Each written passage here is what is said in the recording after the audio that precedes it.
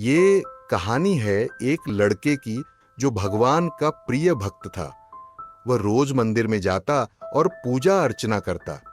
एक दिन उसने भगवान से कहा कि भगवान, आप कब तक यहाँ मूर्ति बनकर खड़े रहेंगे? आज आप जरा घूम के आइए, आपकी जगह पे मैं खड़ा हो जाता हूँ। भगवान ने कहा ठीक है, मैं चला जाता हूँ, लेकिन एक शर्त है, तुम्हें एक बात का ध्यान रखना पड़ेगा। यहाँ जो भी आए, जो भी मांगे, जो भी करें, तुम कुछ मत कहना, बस खड़े रहना। मैंने सबके लिए योजना बना रखी है, तुम किसी को कुछ मत कहना, सिर्फ चुपचाप खड़े रहना। लड़के ने कहा ठीक है। भगवान वहां से चले गए और लड़का मूर्ति बनकर खड़ा हो गया। एक व्यापारी मंदिर में आया, उसने भगवान को प्रणाम किया। प्रणाम करके जैसे ही वो पलटा तो उसके पॉकेट से उसका पर्स गिर गया। व्यापारी ने ध्यान नहीं दिया और वो वहां से चला गया। व्यापारी के जाने के बाद एक गरीब व्यक्ति वहां आया। भगवान को प्रणाम करते हुए उस गरीब व्यक्ति ने कहा, भगवान, मेरे घर में खाने के लिए कुछ नहीं है, मेरे बच्चे भूखे हैं, भगवान कुछ कृपा करो। जैसे ही गरीब आदमी पलटा तो उसे वो पर्स दिखाई दिया जो व्यापारी का था। पैसे देख के वो व्यक्ति बहुत खुश हो गया और वहां से चला गया।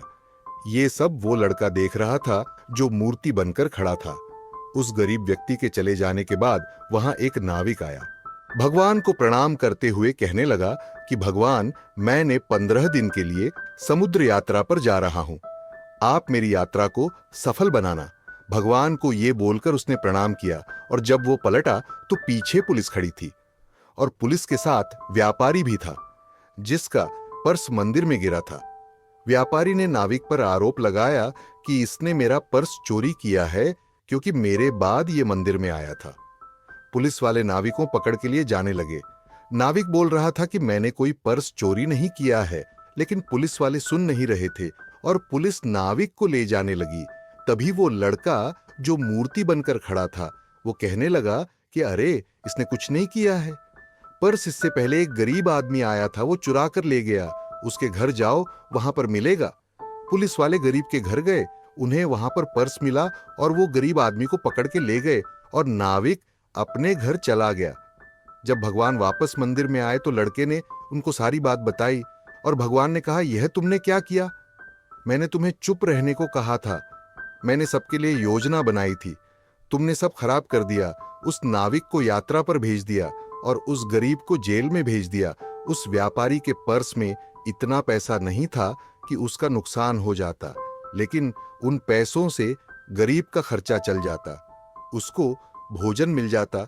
उसके बाद जो नाविक आया था, जो यात्रा पर जाने की बात कर रहा था, वहां पर भयंकर तूफान आने वाला है, उसकी जान जानी पक्की थी। इसलिए मैंने योजना बनाई थी कि नाविक जेल चला जाता तो उसकी यात्रा टल जाती, लेकिन तुमने सब खराब कर दिया। अगर आपके जीवन में आपके मुताबिक नहीं हो रहा है, तब भी भगवान को प्रणाम करें, धन्यवाद करें, उस पर भरोसा रखें, उसने आपके लिए भी कोई ना कोई योजना बना रखी होगी।